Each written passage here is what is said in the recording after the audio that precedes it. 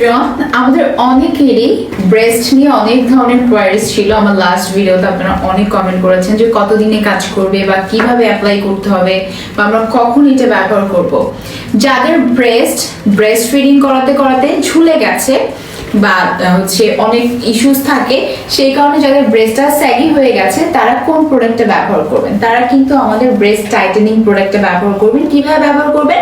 প্রত্যেকদিন রাতে ঘুমানোর ঠিক 10 মিনিট আগে খুব সুন্দর মতো মাসাজ করে এটা জাস্ট আপনি ঘুমায় পড়বেন, দ্যাটস ইট।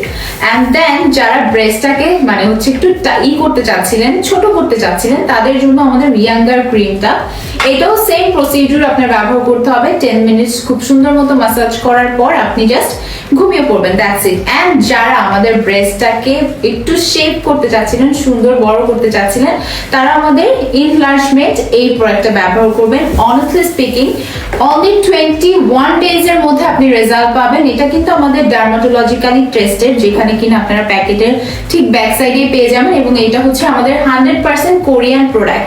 তো যারা চাচ্ছিলেন ব্রেস্টের সমস্যায় ভুগছিলেন, তারা আমাদের এই অথেন্টিক প্রোডাক্টগুলো নিয়ে নেবেন।